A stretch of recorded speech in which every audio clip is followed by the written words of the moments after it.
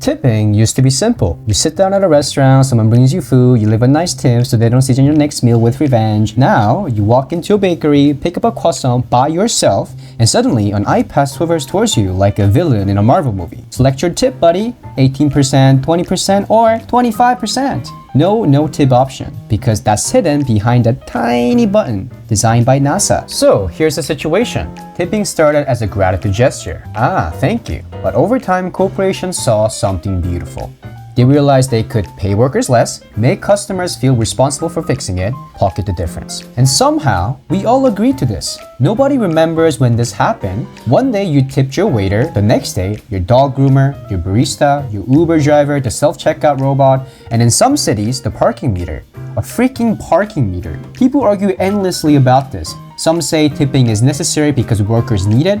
Others say it's emotional blackmail wrapped in a smiling touchscreen. So the real question becomes, did tipping get out of control, or did we get manipulated into thinking it's normal? So here's the question, why are we being asked to tip for things that aren't even service? Because psychologists discover something powerful. Humans hate social discomfort.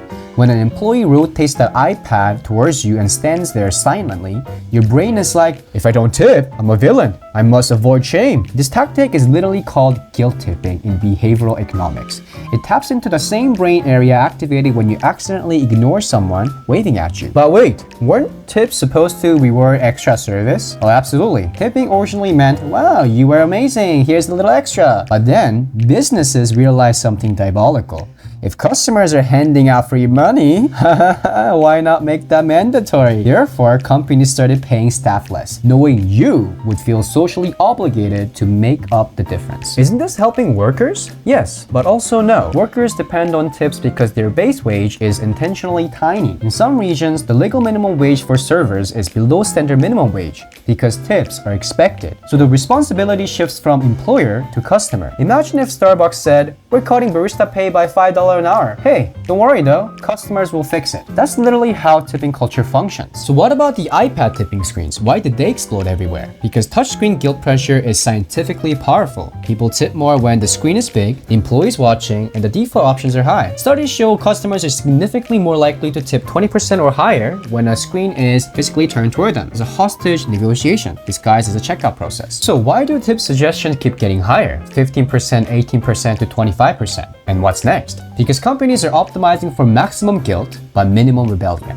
If the screen showed tip 40%, you laugh. If it shows 18 to 25%, you think, oh, that's normal, I guess. The default numbers are psychological anchors, even if the service was nothing more than someone handing you a bottle of water. The question is, do workers even receive the tips? Sometimes, but many places pool tips, deduct processing fees, or give a percentage to the owner. So you might think you're tipping Hannah for making you latte, but actually you're tipping the CEO for successfully avoiding labor laws. Why don't we just get rid of tipping and raise wages? Because Americans would rather argue about pineapple on pizza than pay a restaurant bill that accurately represents labor cost. If a burger costs $12, people complain. If the burger costs $9 but you're expected to tip $3, people somehow feel better. This is the illusion of affordability. Europe solved this decades ago. Pay workers a real salary, no emotional math required. But America said, or, hear me out, what if we keep wages low forever and force customers into awkward moral decisions instead? So, is tipping culture really out of control, or do we just hate being called cheap? Both. People love moral judgment. Tip too little, you're a sociopath. Tip too much, you're a show-off. Don't tip at the self-checkout machine, you're a monster.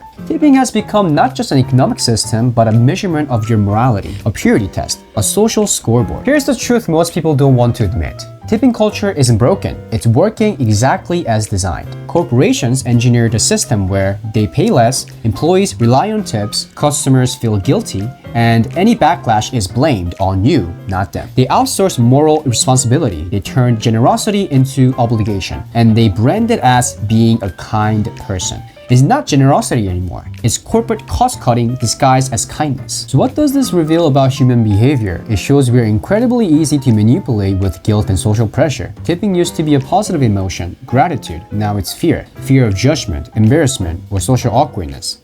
But here's the uncomfortable part.